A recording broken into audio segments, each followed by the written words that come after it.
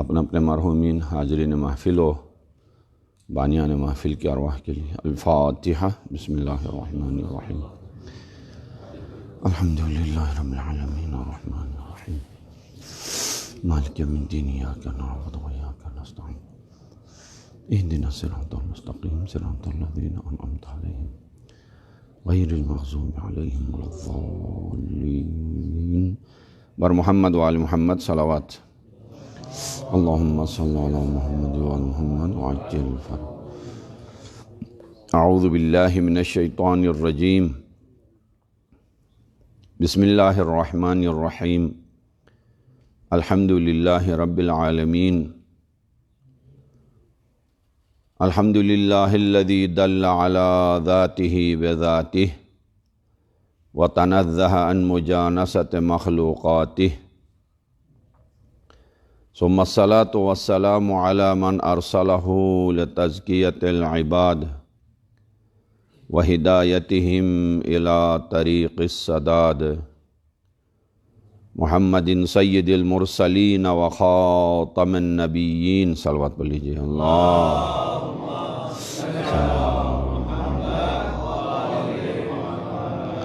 وعلی اطرتہ الطیبین الطاہرین الذین اذہب اللہ عنہم الرجس وطہرہم تطہیرا۔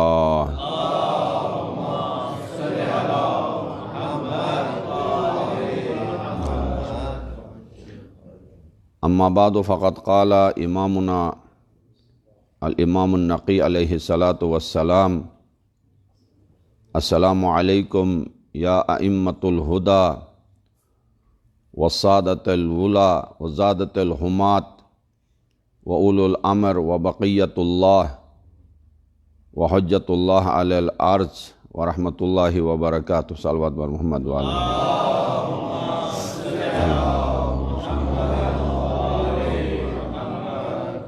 رب ذوالجلال ہماری اس عبادت کو اپنی بارگاہ میں قبول فرمائے، معرفت ائمہ معصومین کے سمندر سے اپنی علم اور معرفت کی پیاس بجھانے کی توفیق عطا فرمائے، اور اس بحر زخار سے معرفت کے لولو و مرجان اپنانے کی توفیق عطا فرمائے۔ رب ذوالجلال وارث کائنات حجت خدا کے ظہور میں تعجیل فرمائے، اور موجودہ صورتحال میں جو عالم اسلام میں وہ پوری دنیا میں بیماریوں کی جو حالت ہوئی ہے، خداوند کریم بحق ائمہ معصومین سب کو شفاء کامل عاجل عطا فرمائے۔ صلوات بلند آواز سے پڑھ لیں۔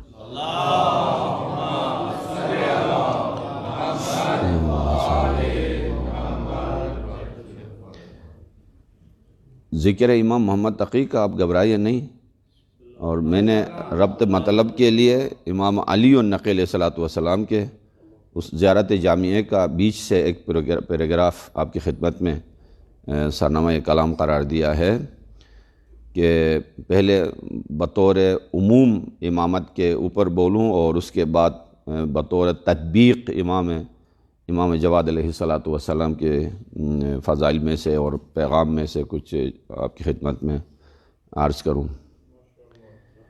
اس زیارت میں جو ابھی عرض ہوا کہ ایک ایک لفظ کے اوپر استاد محترم آیت اللہ جوادی عاملی نے ایک شرح لکھی ہے، ابھی 10 جلد موٹی 10 جلدوں میں ابھی آئی ہے، زیارت جامعہ کے آدھا تک ابھی پہنچی ہے، نصف تک، تقریباً 20 جلد تک آئی گی۔ ہر لفظ کے اوپر ایک ایک گھنٹے کی تقریر اور لیکچر ہے۔ مثلا السلام علیکم یا اہل بیت النبوہ، تو نبوت کے اوپر مستقل لیکچر ہے۔ وموضع الرسالہ ومختلف الملائکہ ومحبت الوحی وخزان العلم ومنتہى الحلم، ہر لفظ پر قرآن اور حدیث و تاریخ و عرفان و سارا۔ من جملہ ان میں سے وَأُولُو الْأَمْرِ وَبَقِيَّةُ اللَّهِ الْمُطِيعُونَ لِلَّهِ، اسی طرح الگ الگ الفاظ قرآن سے ماخوذ الفاظ ہیں۔ ان میں یہ مارکہ آرا لفظ جو ہے یعنی وَأُولُو الْأَمْرِ والا لفظ،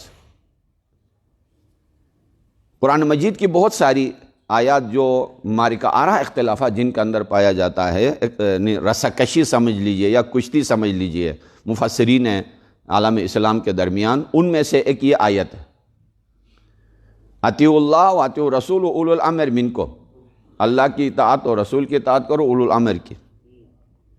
اللہ میں بھی کوئی جھگڑا نہیں ہے، کسی حد تک صحیح معلوم ہے، یعنی ایکس اللہ ہے یا وائی اللہ ہے یہ نہیں ہے، لیکن کیفیت توحید کی معرفت میں 19-20 ہے، یہ اپنی جگہ۔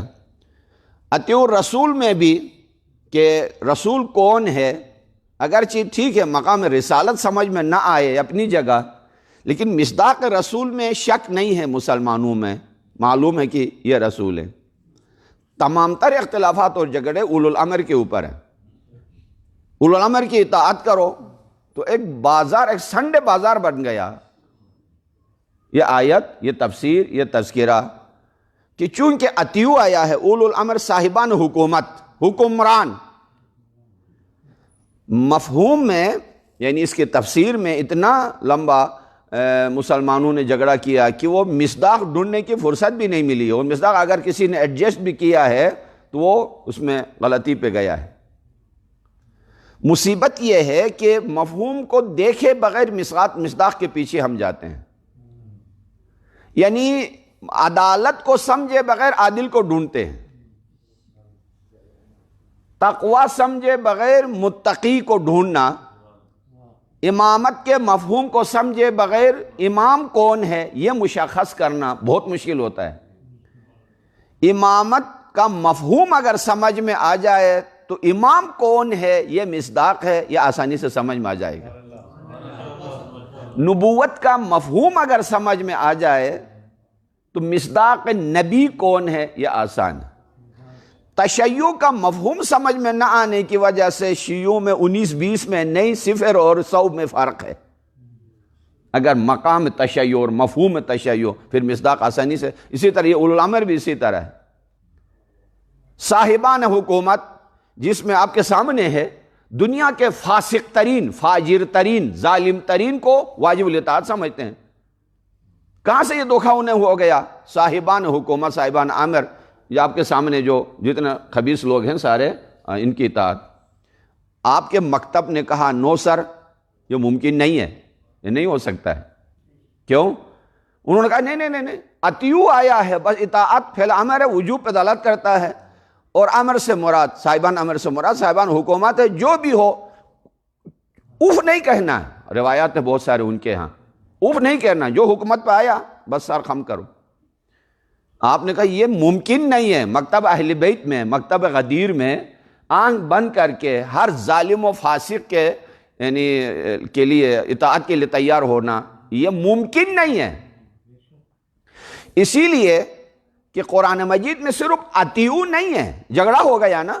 قرآن نے کہا کہ فَإِن تَنَازَعْتُمْ فِي شَيْءٍ فَرُدُّوهُ إِلَى اللَّهِ وَإِلَى الرَّسُولِ، جھگڑا ہو جائے تو اللہ اور رسول سے حل کروا دو، تو قرآن ہے، رسول ہیں، حل کروائیں گے۔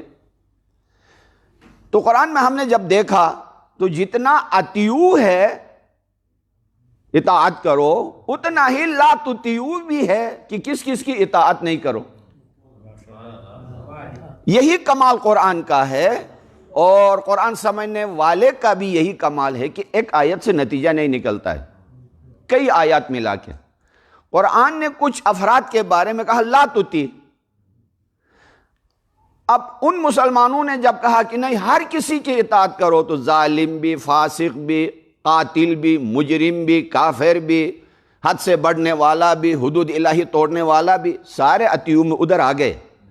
ادھر ہم نے آیات قرآنی کے فلٹریشن میں ڈال دیا تو ایک ایک ہو کے ڈیلیٹ ہو گئے خود ہی۔ اولو الامر میں انہوں نے کہا یہ سارے آتے ہیں، تو ہم نے آیت کے فلٹریشن سسٹم میں ڈال دیا، تو ایک آیت نے لا تطیع المکذبین، جھوٹ بولنے والوں کی یعنی جھٹلانے والوں کی اطاعت نہ کرو، یہ ہٹ گئے۔ دوسرے مصداق کو ڈال دیا تو آیت آواز آ گئی لا تطع الکافرین۔ تیسرے مصداق کو ڈال دیا تو لا تطع المنافقین۔ اسی طرح منافقین کی اطاعت نہ کرو، کاذبین کی اطاعت نہ کرو، مسرفین کی اطاعت نہ کرو، لا تطع من اغفلنا قلبہ، جن کے دلوں پر ہم نے مہر لگایا ان کی اطاعت نہ کرو، لا ترکنوا الی الذین ظلموا، ظالم کے پیچھے نہ جاؤ، فتمسکم النار، جہنمی ہو جاؤ گے، جب منافق بھی نہیں، اولو الامر میں سارے آ گئے ان کے بقول، لیکن آیتوں نے ایک ایک کر کے اپنے مصداق کو اٹھایا، مکذبین بھی نکل گئے، فاسقین بھی نکل گئے، ظالمین بھی نکل گئے، کافرین بھی نکل گئے، تو آخر میں رہ گئی طاہرکم تطہیرا، پاک لوگ ہی رہ گئے۔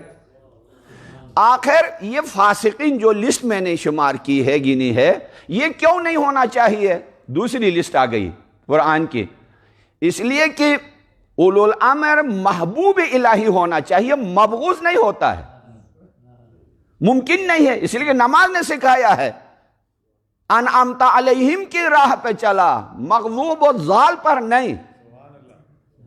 تو آیتوں نے پھر ان کی فہرست گننا شروع کیا کہ جو ظالمین ہیں ان کو کیوں ہٹایا جائے، اس لیے کہ ان اللہ لا يحب الفاسقین، لا يحب الظالمین، لا يحب المنافقین، لا يحب، یہ اللہ کے محبوب نہیں ہے، اللہ کے محبوب نہیں ہے، اللہ کے محبوب نہیں ہے، تو ہٹ گئے۔ تو پھر ہم نے درخواست کی، ہم یعنی قرآن میں تحقیق کی کہ کچھ ایسے افراد بھی ہوں گے جو محبوب خدا ہیں، تو تیسری لسٹ آ گئی قرآن کی، کون؟ ان اللہ یحب التوابین، یحب المتطہرین، یحب المتوکلین، یحب الصادقین، یحب المتقین، یحب المحسنین۔ اللہ کے محسنین اللہ کے محبوب ہیں، متقین اللہ کے محبوب ہیں، متطہرین اللہ کے محبوب ہیں، توابین اللہ کے محبوب ہیں۔ تو اگر متطہرین اللہ کے محبوب ہے تو یطہرکم تطہیرا کے جو مصادیق ہیں کتنے محبوب ہونے چاہیے؟ اگر صادقین محبوب الہی ہیں تو جن کے ساتھ رہنے کا حکم آیا ہے وہ کتنے محبوب الہی ہونے چاہیے؟ اگر توابین محبوب الہی ہیں تو جو توبے کا دروازہ جنہیں اللہ نے قرار دیا ہے وہ کتنے محبوب الہی ہونے چاہیے؟ اگر متقین محبوب الہی ہیں تو امام المتقین کتنا محبوب الہی ہونا چاہیے؟ صلوات پڑھ لیجئے بلند آواز سے۔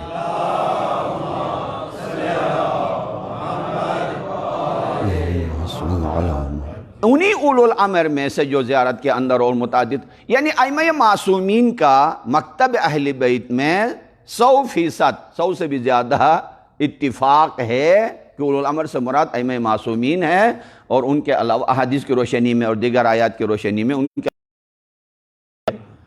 اب امام علیہ السلام کے زمانے میں، امام جواد علیہ السلام کے زمانے میں، اللہم صلی دو اولو الامر ہے،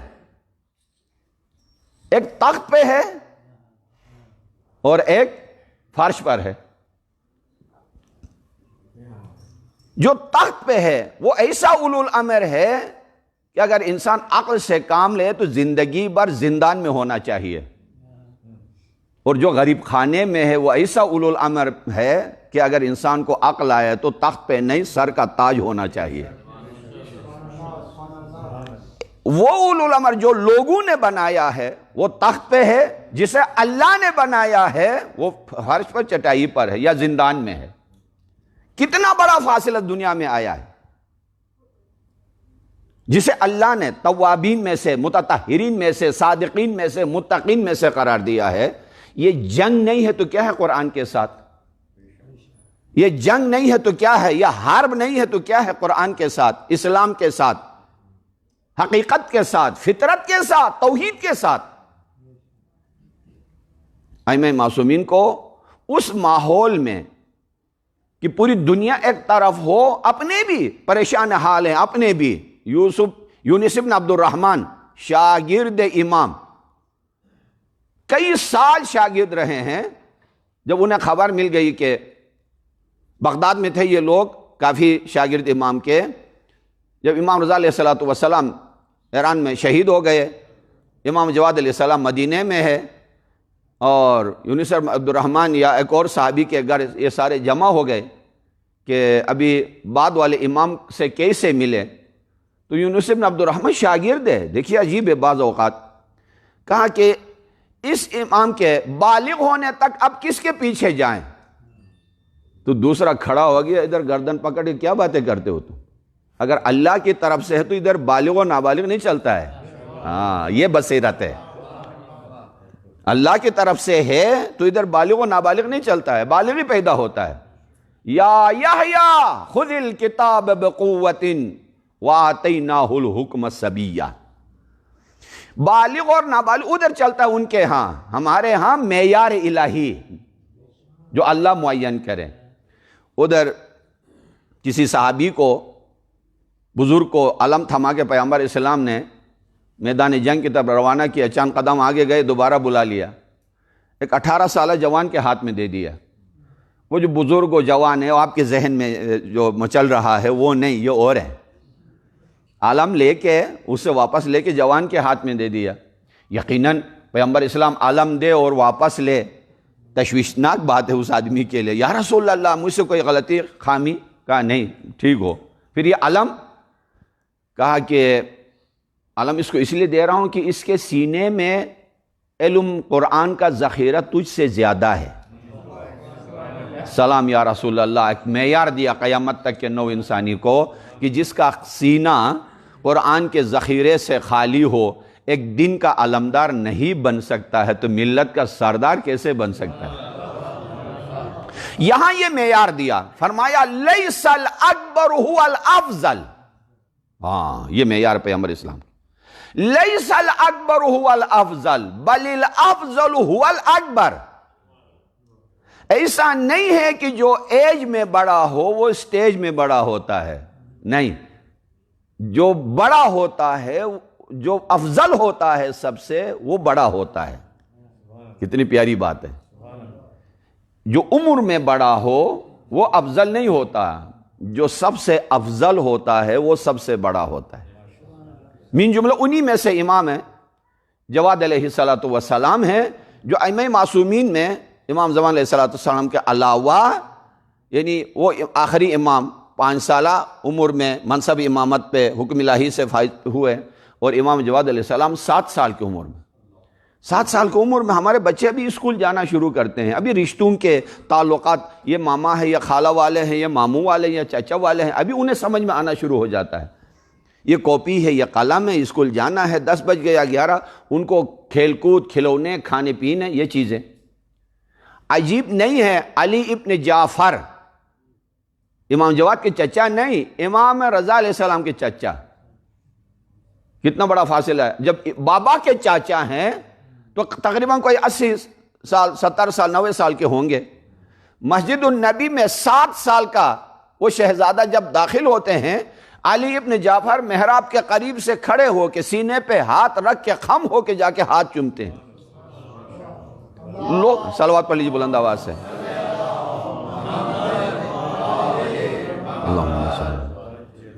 لوگوں نے کہا آپ ان کے بابا کے بھی چاچا ہیں، آپ اتنے ایج میں۔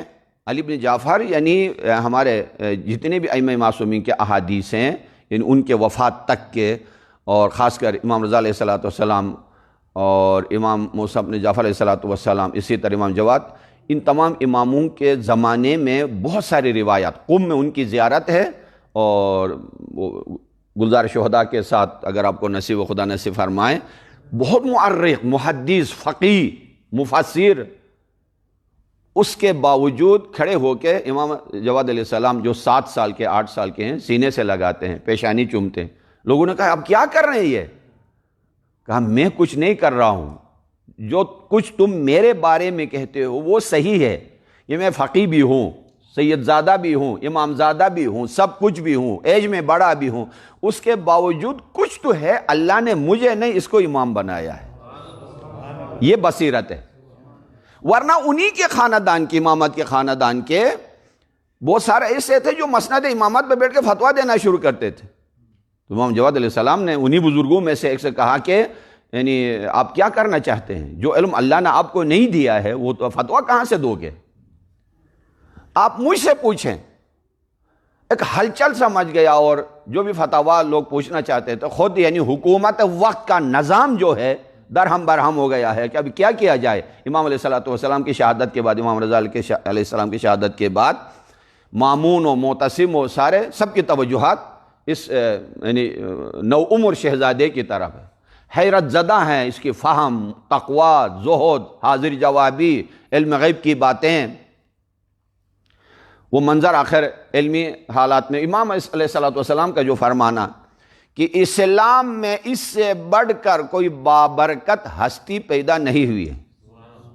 میں جلدی جلدی گزر رہا ہوں تاکہ باقی یعنی اہم چیزیں رہ جائیں. یعنی ہمارے واجب الاحترام امام جمعہ محبوب انشاءاللہ کل بصیرت افروز گفتگو اس پہ فرمائیں گے. کیوں آغا؟ تو صلوات پڑھ لیجئے بلند آواز سے.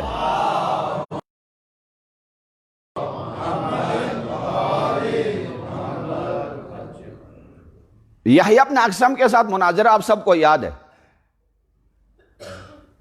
حالت احرام میں اگر کوئی شکار کرے، مناظرے کو کس نے بلایا ہے؟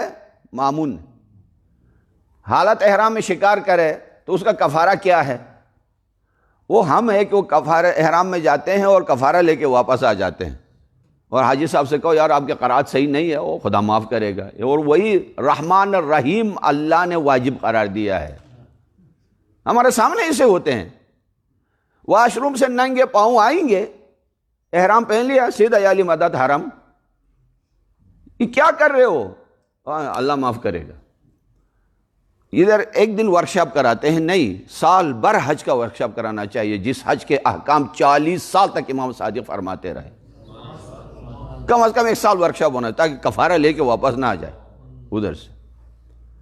احرام کیا ہے وہ تو یہاں تک تو آپ کو پتا ہے. جو نئی چیز جو آپ کو نہیں معلوم ہے وہ میں آپ کی خدمت میں عرض کرنا چاہتا ہوں. ایک سوال سے 22 سوال بنا دیے. یہ ہے علم امامت. 70 سالہ فقیہ ہے اہل سنت، اور 7 سالہ شہزادہ عالم علوم آل محمد، عالم قرآن. اگر علمی لحاظ سے تو کوئی مقایسہ نہیں ہے نا، جگنو میں اور سورج میں، قطرے میں اور سمندر میں. لیکن لوگوں کو نظر نہیں آ رہا تھا. جب میدان سامنے ہو تو مولا نے فرمایا، صلوات پڑھ لیجئے گا.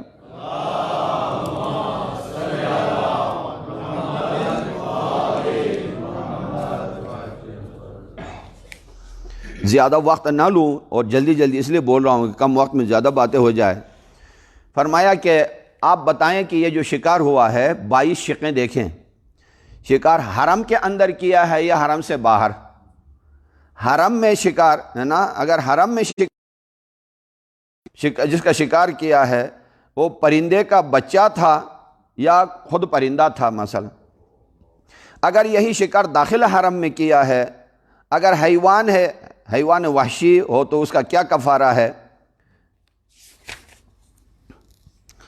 یہاں سے سوال شروع. آیا اس شخص نے جو شکار کیا ہے وہ حرم میں تھا یا باہر؟ عالم تھا یا جاہل؟ ہر سوال میں 2 شق ہیں. دیکھیے، جان بوجھ کے شکار کیا ہے یا غلطی سے؟ آزاد تھا یا غلام؟ پہلی دفعہ کیا ہے یا تکراری؟ شکار پرندے کا تھا یا حیوان کا؟ چھوٹے حیوان کا تھا یا بڑے کا؟ دن کو شکار کیا ہے رات کو؟ احرام حج کا باندھا تھا یا عمرے کا؟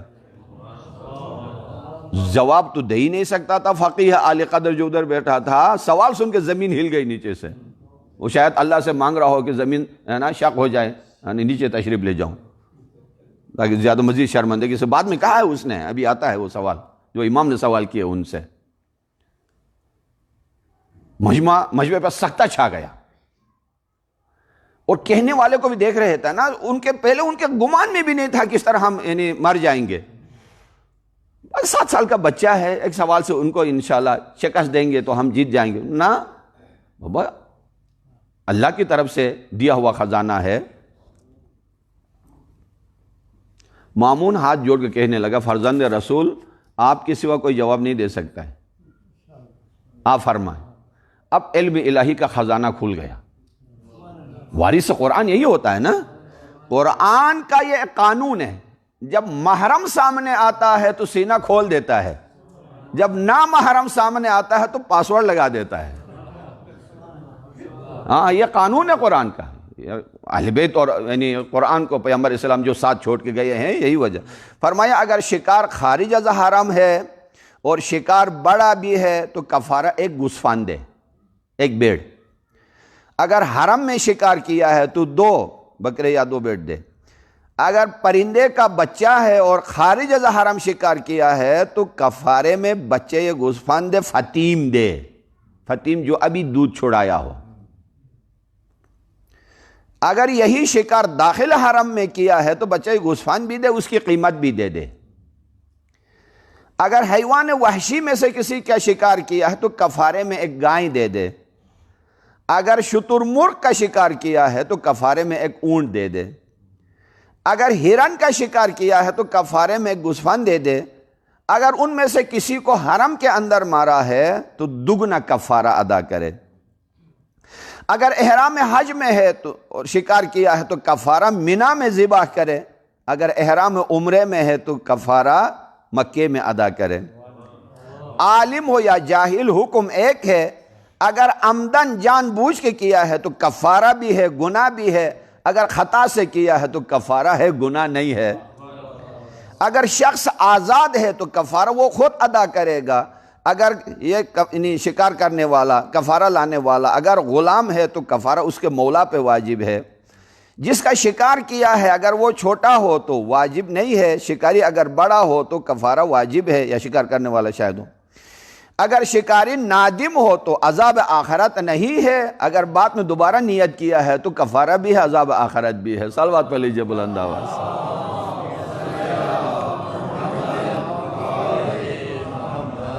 یہ معجزات سے کم نہیں ہے یہ۔ آخر کیا وجہ ہے کہ امام علیہ السلام فرماتے ہیں کہ یہ میرا فرزند، ان جیسا اسلام میں بابرکت کوئی مولود نہیں آیا ہے۔ یہ وہی یعنی جنگ خندق کی مثال ہے۔ ادھر کل ایمان جا رہا ہے، ایک ضربت ثقلین کی عبادت سے افضل ہے۔ آخر ایک آدمی کو مارا ہے، کل کفر کو تو نہیں مارا ہے۔ ایک آدمی حملہ کرنے والا اور مرنے والا بھی ایک آدمی ہے، یہ کل ایمان اور کل کفر کیسے ہو گیا؟ اس لیے کہ ماحول ایسا بنا ہوا تھا، اگر یہ جنگ مسلمان نہ جیت جاتا تو اسلام کے لیے خطرہ اور کفر کا یعنی سر بلند ہونے والا تھا۔ ضربت ایک تھی، آدمی ایک تھا، لیکن اس کا نتیجہ جو نکلنا تھا، یہی منظر یہاں بھی ہے۔ بچہ چھوٹا ہے، سوال بھی چھوٹا ہے، لیکن سوال کرنے والوں کی نیت کیا ہے، ان کے بیک گراؤنڈ کیا ہے، ان کا نقشہ کیا ہے، سب کو خاک کر دیا امام علیہ السلام، سب کو خاک کر دیا۔ اس کے بعد مولا نے فرمایا کہ اب میری باری ہے، سوال کروں؟ ہاں، لرزتے گھبراتے کب کپاتے، ہاں بسم اللہ بسم اللہ۔ کہا کہ فرمائیے کہ وہ کون سی خاتون ہے جو 24 گھنٹے میں ایک مرد کے لیے، ایک ہی عورت ایک مرد کے لیے 4 مرتبہ حلال ہو جاتی ہے، 4 مرتبہ حرام ہو جاتی ہے۔ 24 گھنٹے میں 8 صورتیں بدل جائیں۔ کسی کی باپ کی جرأت تھی کہ کہیں سے ان کے فرشتوں نے بھی نہیں سوچا تھا۔ ایک خاتون ایک مرد کے لیے 4 مرتبہ 24 گھنٹے میں، ہاں 24 سال میں نہیں، 24 مہینے میں بھی نہیں، 4 ہفتوں میں بھی نہیں۔ سوچا سوچا سوچا، پسینہ پسینہ ہو گیا۔ فرزند رسول آپ خود بتائیے۔ فرمایا کہ کوئی خاتون کسی کی مثلاً صبح فجر کے وقت کسی کے کنیز تھی تو اس کے لیے حلال ہو گئی، فجر کے بعد جب اسے آزاد کر دیا تو حرام ہو گئی، سورج نکلا ناشتے کے وقت شادی کیا تو حلال ہو گئی، بعد میں جب زہار کیا تو حرام ہو گئی۔ اب زہار کی تشریح نہیں کر سکتا ہوں، وقت لمبا ہے، آغا صاحب بتائیں گے۔ زہار کیا تو حرام ہو گئی، زہار کا تھوڑی دیر بعد ظہر کو کفارہ دیا تو دوبارہ حلال ہو گئی، مغرب کو طلاق دیا تو حرام ہو گئی، عشاء کے وقت رجوع کیا تو حلال ہو گئی۔ صلوات پڑھ لیجئے بلند آواز۔ صلی اللہ علی محمد وعلی محمد۔ یہ علوم عالم ہم۔ یہ سوال سن کر وہ واپس جا کر ابو دعات جن سے یہ سوال ہوا تھا، یعنی وہ عاصم کوفی، اپنے دوستوں سے کہنے لگا اے کاش اس منظر کے آنے سے پہلے زمین شق ہو جاتی اور میں اس کے اندر دفن ہو جاتا۔ تو میں کہتا ہوں اے کاش اس جملے کے کہنے سے پہلے عقل سے کام لے لیتے۔ دنیا میں اتنا شرمندہ ہو تو رسول خدا کے سامنے یہ حجت خدا اگر آ جائے تو ادھر کتنی شرمندگی ہوگی۔ اس شرمندگی سے بچنے کے لیے، بچانے کے لیے اللہ نے یہ انتظام کیا ہے۔ تو صلوات پڑھیے بلند آواز سے۔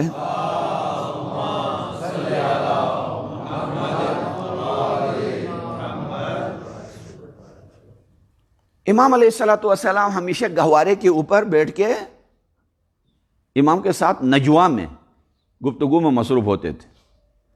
دیکھنے والے خیال کرتے تھے کہ لوریاں سناتے ہیں. کسی نے سوال کیا مولا یہ یعنی آپ کا فرزند جب سو رہا ہے اس وقت بھی آپ یعنی ان کے ساتھ گفتگو میں لگے ہیں؟ تو مولا نے فرمایا میں یعنی یہ لوریوں کا محتاج نہیں ہے، صرف لوریاں نہیں سناتا ہوں، خزانہ علوم الہی حوالہ کرتا ہوں. ہاں، بچہ گہوارے میں ہے اور اپنے علم کا خزانہ امام علیہ الصلوۃ والسلام اپنے فرزند ارجمند کے حوالہ کر رہے ہیں. کسی نے مولا سے کہا کہ آپ کے بارے میں بڑا اختلاف ہے، آپ کی امامت کو کوئی مان رہا کوئی نہیں مان رہا. واقعا ایسا ہی تھا. یہ واقفیہ مذہب جو پیدا ہوا ہے، وقف ٹھہرنا، یعنی امام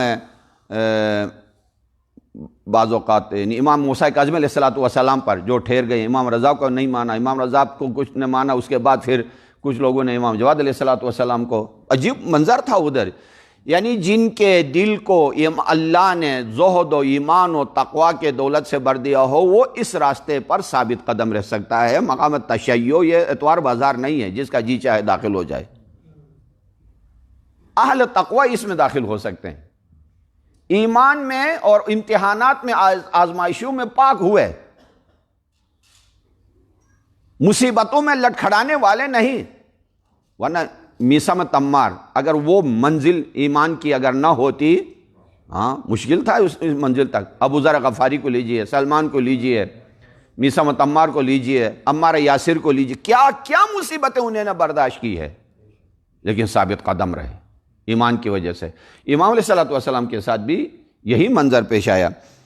اور تو کسی نے کہا کہ یعنی آپ کی امامت کے بارے میں بہت اختلافات ہیں. تو مولانا نے فرمایا یہ اختلاف کرنے دے. حضرت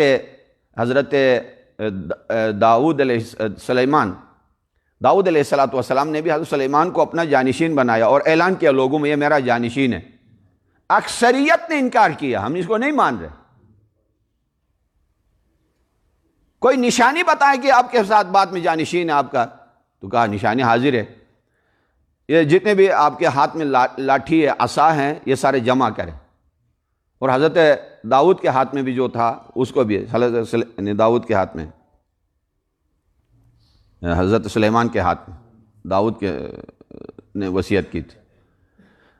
سب کو بند کمرے میں بند کر کے صبح دیکھا، پہلی بتایا تھا سوکھے ہوئے ڈنڈے، لاٹھی لٹ جمع کر دو، صبح جو سرسبز ہو جائے، پتے لگ جائے جس میں، جیسا بھی درخت سے کاٹا ہے اسی طرح، یا درخت میں لگا ہوا ہو اسی طرح ہو، بس اس کی بات ماننی پڑے گی، وہی میرا وصی ہوگا. ہاں ٹھیک ہے یہ بات مانتے ہیں.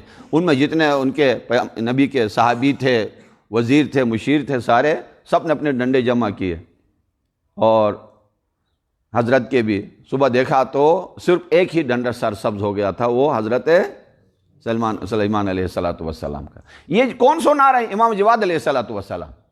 ہاں، تو یہ جو دربار میں امام نے اپنے علم کے معجزے دکھائے، جب حضرت سلیمان اس ڈنڈے سے معجزے کے ذریعے ان کو قانع کر سکتے ہیں، تو یہاں علم الہی کے خزانے سے لوگوں کو اس راستے کی طرف لے کے آتے ہیں. اللہم صلی اللہ علیہ محمد. اور جس حدیث پر خود امام نے جو عمل کیا ہے اور ہمارے لیے بھی یہ مشعل راہ ہے، فرمایا الثقۃ باللہ ثمن لکل غال وسلم الی کل عال. سونے کی سیاہی سے لکھی جانے والی حدیث، یہ جتنی مختصر ہے اتنی ہی اس کا سمندر گہرا ہے. فرماتا ہے اللہ پہ توکل ہر مہنگی چیز کی قیمت ہے اور ہر بلندی کی سیڑھی ہے. لا الہ الا اللہ. مہنگی چیزیں کیا ہیں؟ دنیا میں کسی چیز کا بھی نام نہیں لے سکتے ہو مہنگائی میں، اس لیے کہ اس حدیث کی نظر ادھر ہے ہی نہیں. چلیے اگر دنیا میں بھی اگر کسی چیز کا نام لیں بلندی کا، اس کا تعلق بھی آخرت سے ہے. علم، شرافت، عزت، تقوی، توفیق، یہ ساری بلندیاں ہیں. لیکن اس عالم کے لیے بلندی رضا الہی و رضوان من اللہ اکبر، مولا نے فرمایا الثقۃ باللہ، اللہ پہ توکل اس کی سیڑھی اور اس کی قیمت ہے۔ سید الشہداء ہونا، امام المتقین ہونا، ساقی کوثر ہونا، ولی الہی ہونا، اس سے بڑھ کے کوئی بلندی ہو سکتی ہے؟ جنت اور جنت کا سردار بننا، اس سے بڑھ کے کوئی قیمتی چیز ہے؟ کہا نہیں، الثقۃ باللہ، صرف اور صرف اللہ پہ توکل۔ اس سے بھی عجیب و غریب فرمایا کہ وَلَوْ أَنَّ السَّمَاءَ وَالْأَرْضَ كَانَتَا رَتْقًا، اگر کسی آدمی کے اوپر آسمان بھی بند ہو، زمین بھی بند ہو جائے، تالا لگ جائے، عجیب نہیں ہے؟ زمین نے بھی اپنا راستہ اور دروازہ بند کر دیا کسی آدمی پر، آسمان نے بھی انکار کیا، کہا کہ وَلَوْ اتَّقَىٰ، اگر پرہیزگاری کا لباس پہنے، یَجْعَلُ لَهُ مَخْرَجًا، اللہ ہی اس کا دروازہ کھول دیتا ہے۔ حضرت یوسف کر کے دکھا گئے۔ حضرت یوسف کو معلوم تھا نا، دروازے بند ہیں یہ بھی معلوم تھا، تالے لگے ہیں یہ بھی معلوم تھا، تالے باہر سے لگے ہیں اور بڑے بڑے تالے لگے ہیں، اس کے باوجود دروازے کی طرف جانا۔ مولا فرماتے ہیں وہ 7 دروازے حضرت یوسف کے لیے، لیکن امام جواد فرماتے ہیں پورا آسمان پر تالا لگا ہو، پوری زمین پہ اگر تالا لگا ہو، اگر تقوی کا لباس اختیار کرے، اللہ اس کے لیے دروازہ کھول دیتا ہے۔ یہ قرآن کی آیت ہے، وَمَن يَتَّقِ اللَّهَ يَجْعَلْ لَهُ مَخْرَجًا، مخرج یعنی بند گلی میں کبھی پھانسا نہیں ہے۔ اسی لیے اتنی تاکید ہے پرہیزگاری کی، بقول میر تقی میر کے، اس شعر کے علاوہ اردو میں تقوی سمجھ میں نہیں آ سکتا ہے، لے سانس بھی آہستہ کی نازک ہے بہت کام، لے سانس بھی آہستہ کی نازک ہے بہت کام، آفاق کی اس کارگاہ شیشہ گری کا۔ لہذا قرآن میں صادقین کے ساتھ ہونے کے لیے حکم کیا آیا ہے؟ اتقوا اللہ کے بعد کونوا مع الصادقین، ایسی آنکھ بند کر کے نہیں جا سکتے ان کے ساتھ، اس لیے کہ جب امام المتقین سے ملنا ہے تو پہلے خود بھی اس رنگ میں رنگ ہو جاؤ، تب جا کے ان کے ساتھ متصل ہو سکتے ہیں۔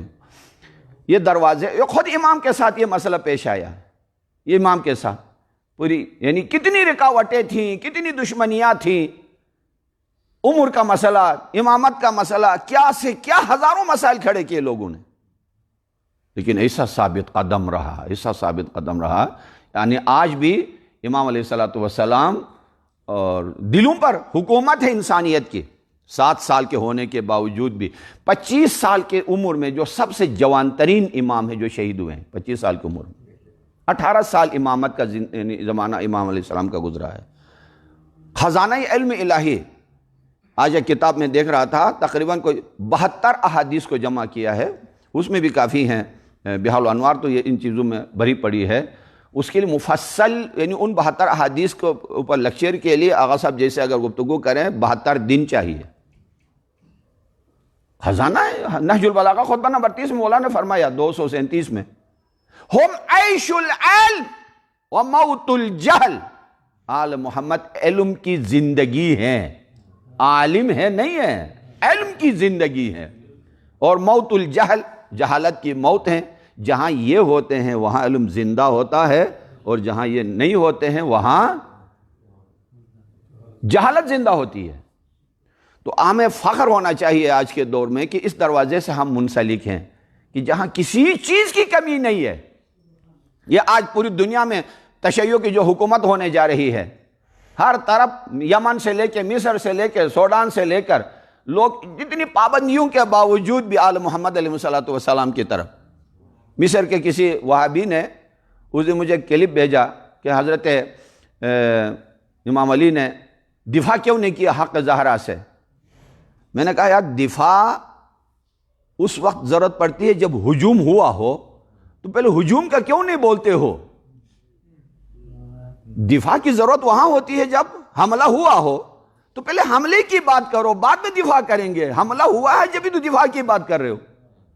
اس کے بعد میں نے کلپ اس کو بھیجی کہ مصر، سوڈان، لیبیا، سعودی عرب کے 10-20 مولوی ہیں، چیخ رہے ہیں اس وقت کہ سارے لوگ شیعہ ہو گئے، سب شیعہ ہو گئے، ہم مر گئے، ہم پٹ گئے۔ وہ کلپ میں نے بھیجا، پہلے یہ سنو، اس کے بعد پھر دیکھیں گے کہ کس نے دفاع کیا کس نے نہیں کیا۔ یہی آل محمد علیہ الصلوۃ والسلام جو ہمارے لیے ماڈل ہیں، ان کے تقوی، صبر، علم، ثابت قدمی. چھوٹے سے چھوٹے بچے کی زبان میں بھی ذرہ بر لغزش نہیں ہے، نہ قدم میں لٹکھڑاہٹ ہے، نہ فکر میں انحراف ہے، نہ عمل میں کجی ہے، نہ عقیدے میں کوئی سقم ہے. اس چیز نے آج شیعوں کو اپنے حصار میں رکھا ہے اور حفاظت میں رکھا ہے. تو ہزار شکر ہمیں ادا کرنا چاہیے. اور امام علیہ الصلوۃ والسلام کی شان میں کوئی ٹائم نہیں ملا اتنا. ہمارا سر یعنی بھاری ہوتا ہے مصروفیات کی وجہ سے. آغا صاحب کو معلوم ہے کہیں خطاب تیار کرنا، کہیں مجلس تیار کرنی ہے، کہیں میٹنگ ہے، کہیں کچھ ہے. ایک عجیب، ابھی شام کے بعد اب یہاں سے جا کے آپ لوگ سو جائیں گے، ہمارا کام ابھی شروع ہو جاتا ہے، مطالعہ کرنا، تحقیق کرنی ہے، لکھنا، کچھ کرنا. بیچارہ بھی یہاں سے جا کے آغا صاحب نماز جمعہ کا خطبہ تیار کریں گے. میں نے کہا کہیں اور پڑھنا ہے، جا کے وہ تیار کروں گا. آپ لوگ 60 سال کے بعد ریٹائر ہوتے ہیں، علماء میں 90 سال کے بعد اپائنٹمنٹ ابھی شروع ہو جاتی ہے، مرجع علی قدر بن جاتا ہے. تو سونا کدھر ہے، آرام کدھر ہے؟ نہیں ہے ایسا. مرجع علی قدر کب شروع ہو جاتا ہے؟ 90 سال 80 سال. ٹھیک، اپائنٹمنٹ ابھی شروع ہو گئی. آپ کب ریٹائر ہو گئے؟ 60 سال میں. اسی لیے ہماری ریش بھی جلدی سفید ہو جاتی ہے. تو لیکن پھر ناراض ہو جائیں گے اگر شعر نہ سناؤں تو. آخر میں حضرت زہرا سلام علیہ کے شان میں اللہم صلی علی محمد و آل محمد.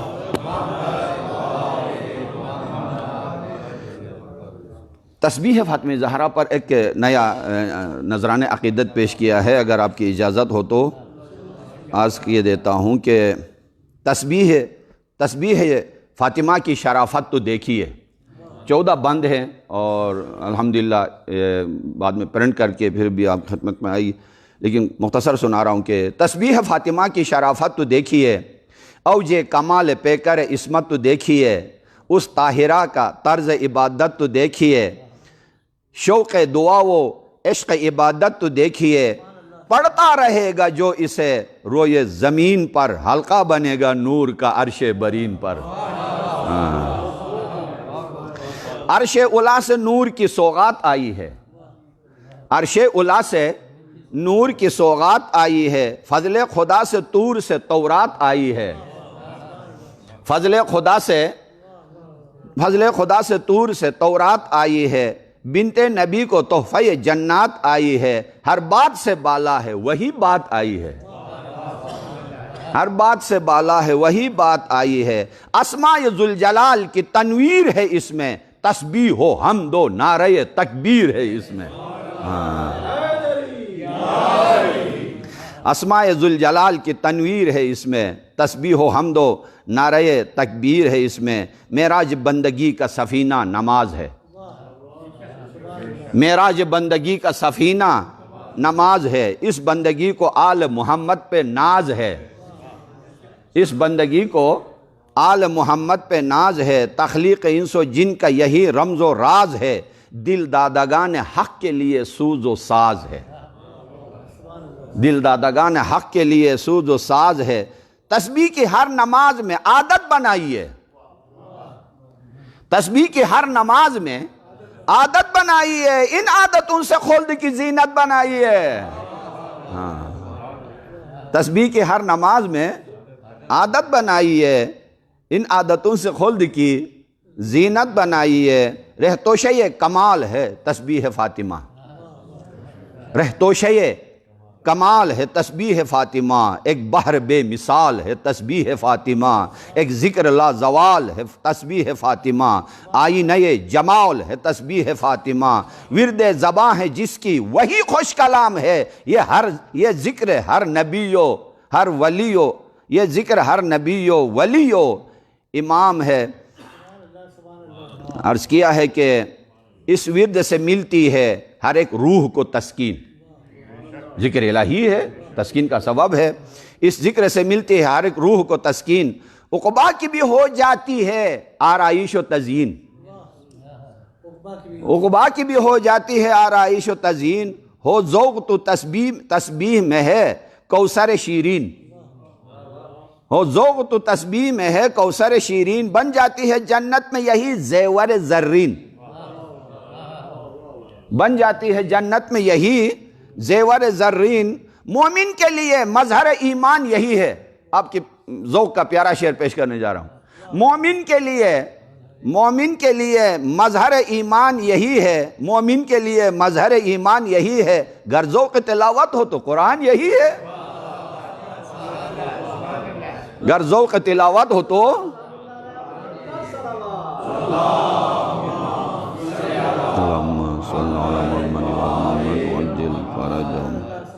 ہے عالم امکان کے آفاق میں تسبیح، افلاک کے ہر بام میں ہر طاق میں تسبیح، دریاؤں کے اعماق میں امواج میں تسبیح، اشجار کے اسمار میں اوراق میں تسبیح، تسبیح و دعا عالم امکان کی جان ہے جان جہاں رمز نہاں روح رواں ہے جان جہاں رمز نہاں روح رواں ہے، جس ذات پہ قرآن میں کوثر کی عطا ہے، صلی کی صدا آئی تو تب راز کھلا ہے، کوثر بھی تو تسبیح محمد کا صلہ ہے،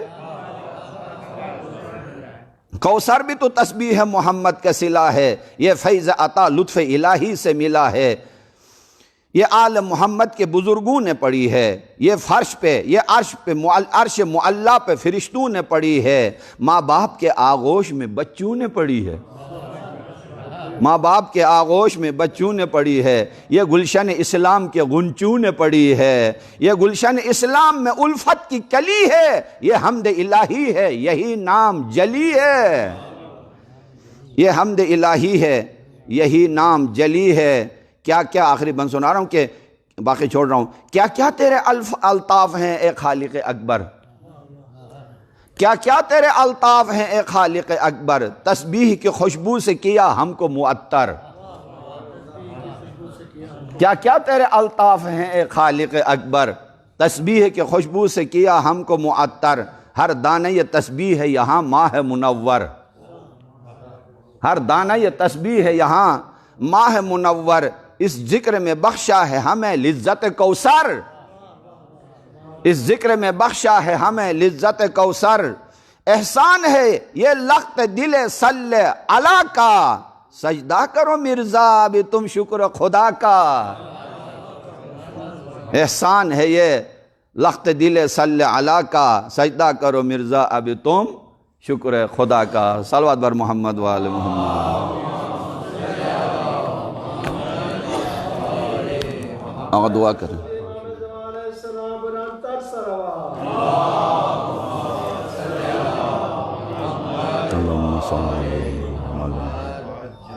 اللہم انا نرغب الیک فی دولت کریمت تعز بها الاسلام واہلہ وتذل بها النفاق واہلہ وتجعلنا فیہا من الدعاة الى طاعتک والقادة الى سبیلک۔ الحمدللہ سارے اللہ کے گھر شب جمعہ ذکر اہل بیت قبلہ رو باوضو بہترین موقع ہے دعاؤں کی قبولیت کے لیے، مریضوں کی شفا اور موجودہ جو حالات صورتحال ہیں خاص کر ایران میں مومنین کی حفاظت و سلامتی کے لیے، ظہور امام علیہ السلام، آل یہود و آل سعود کی بربادی اور جتنے بھی قلبی حوائج ہیں سب کے لیے، رشتے، روزی، بے گناہ اسیروں کی رہائی، حوائج کے لیے اس مرکز کی کامیابی، قبلہ آغا صاحب کی توفیقات اور دیگر حوائج کے لیے، یا اللہ یا اللہ یا اللہ یا اللہ یا اللہ یا اللہ یا اللہ یا اللہ۔ امن یجیب المضطر اذا دعاہ ویکشف السوء، امن یجیب المضطر اذا دعاہ ویکشف السوء، امن یجیب المضطر اذا دعاہ ویکشف السوء، امن یجیب المضطر اذا دعاہ ویکشف السوء، امن یجیب المضطر اذا دعاہ ویکشف السوء۔ اللہم اشف مرضانا یا اللہ، وارحم موتانا یا اللہ، واقض حوائجنا یا اللہ۔ اللہم انصر من نصر الدین، واخذل من خذل الدین، وأید من أید الدین۔ اللہم وفقنا لما تحب وترضى، اللہم عجل لولیک الفرج، واجعلنا من انصاره وأعوانه بحق محمد وآلہ الأطہار، إلى أرواحكم وأرواح المؤمنين والمؤمنات والشهداء الفاتحة۔ بسم الله الرحمن الرحيم، الحمد لله رب العالمين الرحمن الرحيم۔